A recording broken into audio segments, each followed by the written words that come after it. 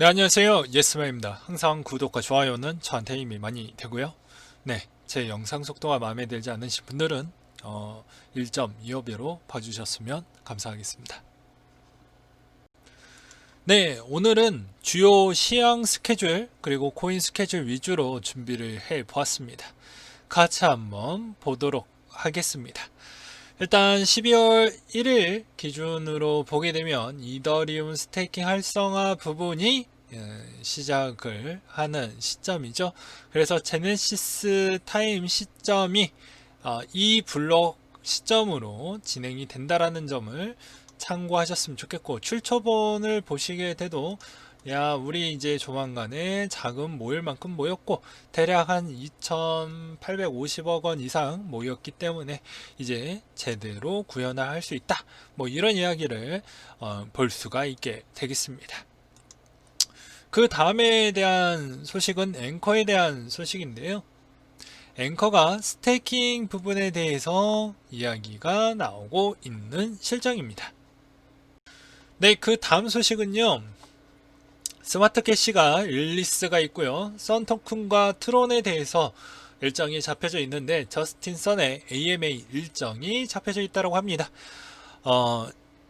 그래서 이때 당시에 텔레그램에 대해서 여러 가지 이벤트가 있을 것이니 거기에 들어와서 뭐 받아갈 사람은 뭐 받아가라 뭐 이런 것 같습니다. 그래서 그 내용 참고하셨으면 좋겠고요. 그 다음으로는 쿼크 체인에 대한 AMA 일정이 잡혀져 있다라는 걸 확인을 해 보실 수가 있습니다. 예, 확인을 해 보실 수가 있게 되겠고요. 그 다음으로는 호라이즌에 대한 반감기 일정과 그리고 시스 코인에 대해서 한 뉴스 일정이 하나가 잡혀져 있는 게 눈에 들어옵니다. 보게 되면 12월 2일 날 시스 코인에 관련된 소식을 기대해 달라 라는 문구를 확인해 볼 수가 있게 되겠고요. 그 다음 페이지를 넘겨서 한번 보도록 하겠습니다. 보게 되면 블록스택에 대한 상장 공지가 하나가 잡혀져 있는 게 눈에 들어오고요. 쭉쭉 내려서 또 한번 보도록 하겠습니다. 와비가 마스트 노드에 대한 보상 분배 일정을 공개를 또 했습니다. 그래서 그 내용을 참고하셨으면 좋겠고요. 네. 그래서 해당 이벤트 부분에 대해서 여기에서 확인을 해 보실 수가 있게 되겠습니다. 그 다음으로는 이제 S&T에 대해서에 대한 일정이 12월 4일날 잡혀져 있고요. 메이커도 마찬가지로 4일날 일정이 잡혀져 있습니다. 그 다음으로는 에이다에 대한 소식인데요. 해당 업데이트에 대한 일정이라고 볼 수가 있게 되겠습니다. 그 다음으로 넴에 대한 소식인데, 넴이 디파이에 대한 온보딩을 할 수 있다라는 소식을 또 볼 수가 있게 되겠습니다. 아무래도 이제 개수 부분에 대한 조정이 된다라고 생각을 하시면 될 것 같고요. 그리고 저스트 랜드에 대한 출시를 한다라고 되어져 있습니다. 아무래도 기존의 디파이 부분에 대한 부분을 어떻게 해서든 최소화시키고 완화하고 최적화시키려고 노력을 좀 많이 하는 것 같은데요. 저스틴 선이 이번에 분산형 대출 플랫폼 출시를 한다고 하니까 어떻게 보면 서로 묶여져 있는 관계라고 보시면 될 것 같습니다. 그래서 저스트도 잘 돼야 되고, 그 다음에 스팀도 잘 돼야 되고, 그 다음에 썬도 잘 돼야 되고, 트론도 잘 돼야 되는 그런 형태라고 보시면 될 것 같고요.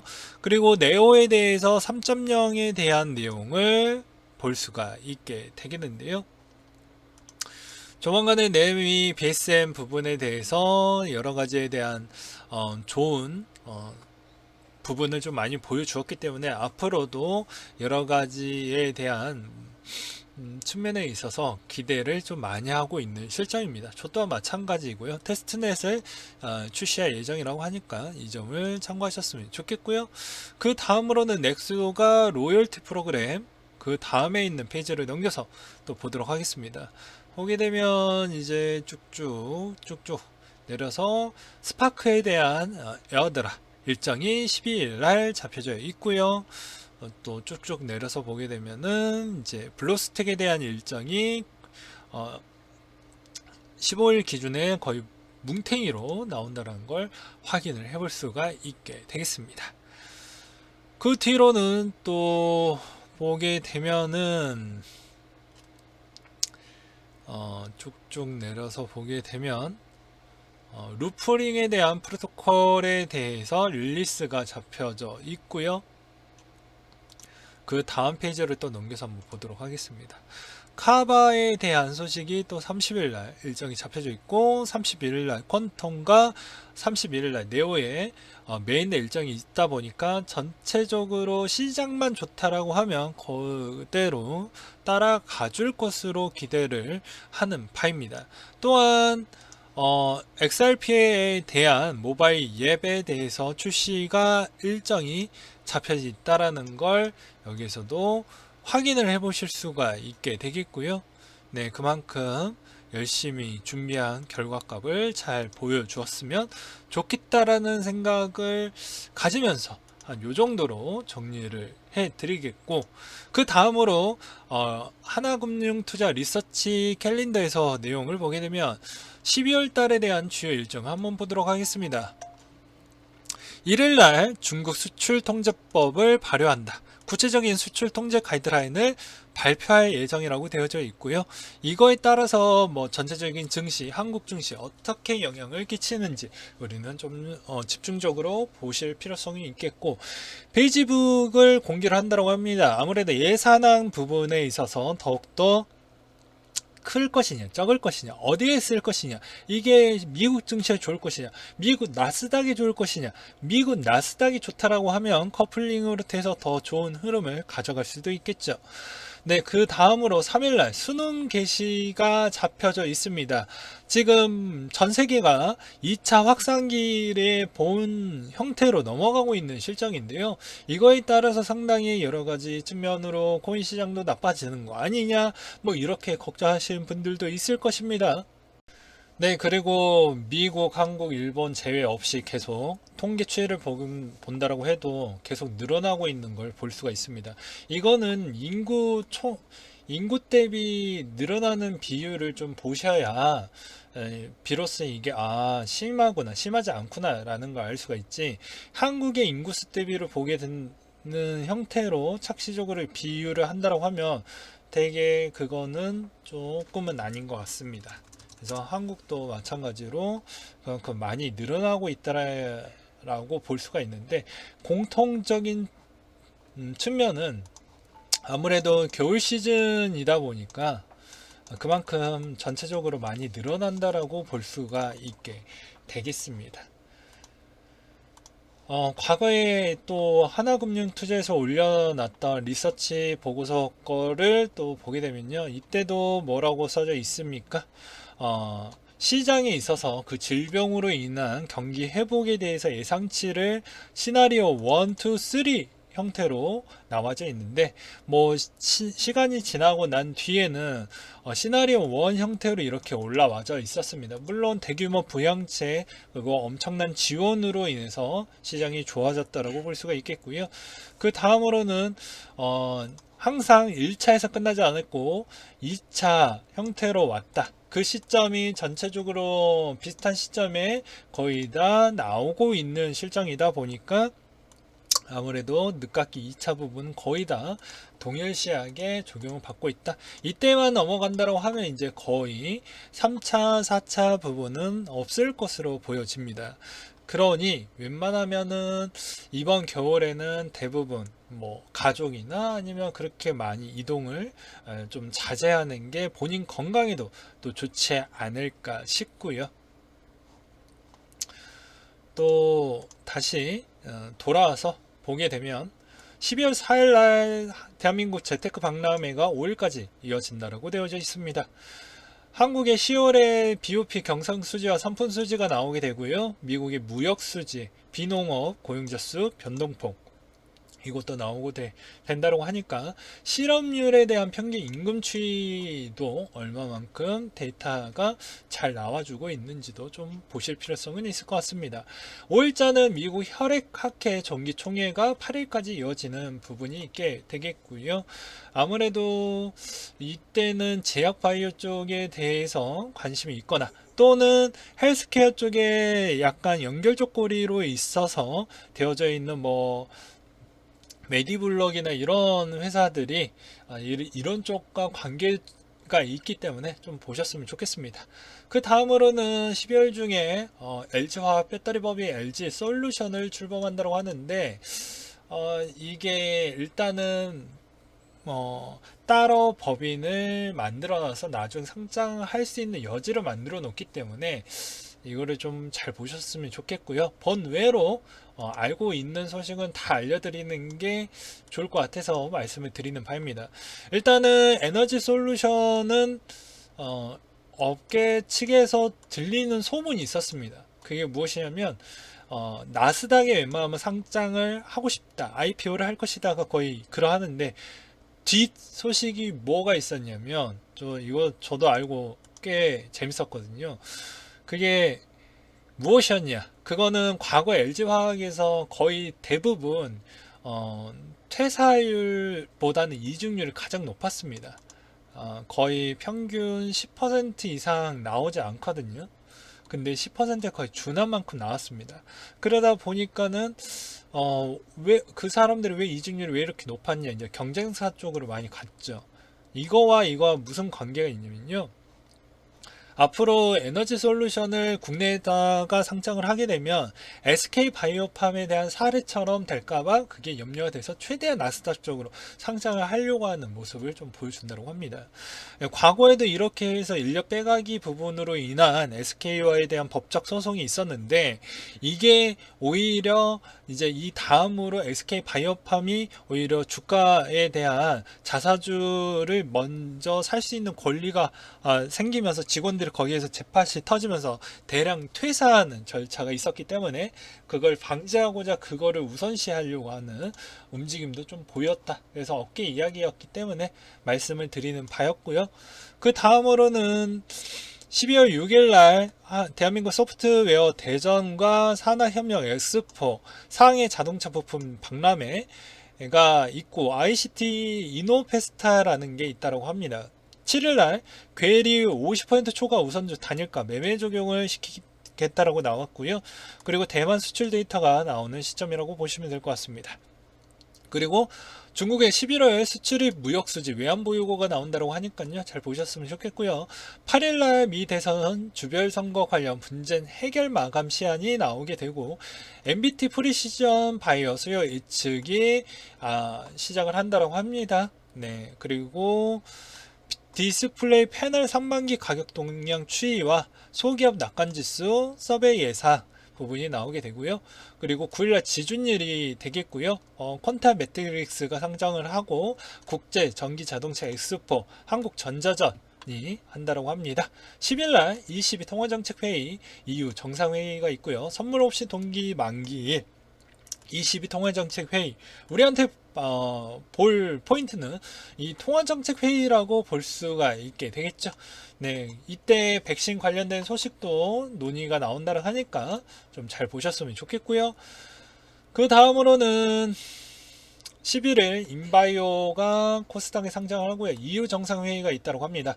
아무래도 브렉시트 종료 기한을 두고 아무것도 없는 노딜 쪽으로 갈 것이냐에 대한 협상이 어떻게 풀려 나가는지가 좀 관건이 될 것 같고요. 아무래도 이제 질병 때문에 그렇게 극과 극으로 달려가지는 않겠지만 그래도 한번 봐야 되겠죠. 그리고 영국과 EU의 양측에 11일에 합의를 한다면 28일날 EU 비준 가능성을 전망을 내놓기도 하고 있습니다. 12월 중에 백신 관련 일정이 잡혀져 있는데요. 자문위원회 회의를 열고 화이자 백신 긴급 사용 승인권이 논의가 될 것이고 화이자 백신을 이루면 첫 접종을 할 수 있는 가능성이 생긴다라고 합니다. 아스트라제네카는 12월 말 임상 3상 결과치를 보고 결정을 내릴 거라고 하고요. 그 다음으로 펄어비스가 새로운 게임을 공개한다라는 내용을 볼 수가 있게 되겠습니다. 12월 주요 분양단지인데요. 요새 분양의 부분에 있어서 관심도가 꽤 높은데 본인 점수가 높아야지만 할 수 있다는 점을 꼭 기억해 두셨으면 좋겠습니다. 미국의 선거인단 투표가 있는데요. 이 선거인당이 538명 중 270표 이상을 확보한 후보가 대통령으로 최종 당선된다고 하니까 이때 취임식은 또 1월 20일 날 잡힌다고 되어져 있습니다. 변수가 있을지 없을지 아마 없을 것 같은데 그래도 좀 유심하게 바라봐야 되겠고요. 미국의 FOMC가 16일 날 있습니다. 그동안 연준은 공격적인 완화 정책을 펼쳤는데 현 상태를 그대로 둘지 추가 부양책이 나올지 주목을 해볼 필요성이 있게 되겠고요. 백신 개발 이후 연준의 경기에 대한 또 변화의 바람이 있는지도 체크해 볼 필요성이 있을 것 같습니다. 그 다음으로 유럽의 총회가 있고요. 그리고 BOJ, BOE 통화정책회의가 있습니다. 일단 10월에 기준금리 동결 가능성과 성장률, 물가 하향 조정을 할 것으로 보여지며 이번 회의에서도 완화 기조 유지를 전망할 것으로 보여집니다. 18일날 스위트홈 넷플릭스를 공개하는 형태가 되겠고요. 그리고 19일날 BOE 통화정책회의에서 11월 기준금리 동결, 국채 매입 부분을 확대하기로 결정을 할 것이다 라는 예측과 그리고 질병의 재확산의 더블딥을 우려해서 확대할 가능성을 여지를 두고 있다 이런 이야기가 있고요. 12월 월 중에 주식 양도세 대주주 기준 부분에 있어서 10억 원을 유지한다라는 내용이 있고요. 그리고 올해 장마가 이틀 전인 28일까지 내야 과세 제외를 받을 수가 있습니다. 그리고 대주주 요건이 유지가 되면 양도세 관련 매물 출현 우려는 일단락이 되고 이게 그래도 어느 정도는 물량을 피해갈 수는 없을 것 같습니다. 그리고 테슬라가 지수 편입이 됐다라는 것과 그 다음에 중국 경제공작회의가 12월 월 중에 있다라는 거, 경제 전망과 향후 정책 방향들 논의를 회의하겠다. 그리고 중국 14회차 5개년 계획을 해당 회의를 거쳐서 내년 3인 전인대에서 최종 발표하겠다. 라는 내용이 있고요. 12월 월 중에 연내 방한 가능성이 있다고 하는데 이번에 중간계의 간부가 한 분이 오셨죠. 그래서 아마 어느 정도 조율을 한 뒤에 그 다음으로 서로 대빵과 대빵끼리 모여가지고 이야기를 할 것으로 보여지는데 어떤 이야기가 나오는지 좀 봐볼 필요성이 있을 것 같습니다. BOJ 10월 금정위 의사록 공개가 나오게 되고요. 한국금융안전상환점검회의를 한다고 합니다. 내년까지 기준금리를 0.5%로 동결을 하고요. 그리고 첫 금통이 1월 15일 날 열릴 것으로 된다고 합니다. 2021년도 통화정책 방향 결정회의는 총 8번으로 가져갈 것이라고 하니까 이 날짜를 기억해 두시면 좀 도움이 될 것 같습니다. 그리고 요 날짜를 왜 기억을 해 둘 필요성이 있냐면 신용을 빌리신 분들한테는 아주 중요한 일정이라고 볼 수가 있겠죠. 그리고 한국은 휴장을 맞게 되고 미국, 홍콩, 영국, 독일도 같이 휴장을 맞게 됩니다. 크리스마스이죠. 그리고 상장을 하는 거는 이런 회사가 있고요. 유중은 이런 회사가 있고요. 분할은 이런 회사가 있고 합병은 이런 회사가 있게 될 것 같습니다. 그리고 28일 기준점으로 배당을 받는 시점이고 이때 총회도 결과가 나오니까 이거를 보셨으면 좋겠고요. BOJ 금정위 요약본이 공개가 됩니다. 그래서 이때 상당히 영향이 클 것으로 보이고 이때 24일부터 요 사이가 상당히 변집폭이 클 것으로 보여집니다. 그래서 아무래도 25, 26, 27일이니까 이틀 뒤니 아무래도 23, 24일부터 약간 좀 영향과 28일 영향이 좀 클 것으로 보여지고요. 29일 배당락일이 잡혀져 있고요. 그리고 2020년도 한국 증시 폐장일이 30일입니다. 그리고 31일 브렉시트 유예기간 종료라고 되어져 있는데 영국은 19년도 3월 29일 EU 탈퇴를 하고 12월 31일까지 1년 9개월 동안 탈퇴 효력에 유예되는 이행기간을 보내게 된다. EU와 영국 간 핵심 쟁점 이견이 여전해서 여러가지 변수가 있을 것이다 라는 내용을 볼 수가 있습니다. 미리 보는 1월 이슈까지도 보게 되면 FOMC 회의, 그리고 첫 개장 한국금통위원회 CS 2021 온라인으로 한다라는 점. 그리고 근데 이 CES가 채널이 따로 없기 때문에 얼마만큼 인기가 끌지는 모르겠습니다. 그렇지만 상대적으로 테크 유튜버들이 요새 구독자가 엄청 펌핑이 많이 나왔더라고요. 아무래도 이제 집 안에서 가전제품을 구입하려고 할 때 리뷰를 좀 많이 참조하다 보니까 구독자가 떡상을 했던 것 같습니다. 가전제품이 생활에 밀접한 영향성도 있기 때문이겠죠. 그 다음에 46대 대통령 취임식과 통화정책회의, 22 통화정책회의, 미국의 FMC, BOJ 금통위 요합본, 미국 조지아주 상원의원 결선 투표, 그리고 IMF 세계 경제 전망이 공개가 된다고 합니다. 네, 오늘은 여기까지 준비를 했고요. 항상 여러분들한테 힘이 되고 도움이 되는 예스민이 되도록 하겠습니다.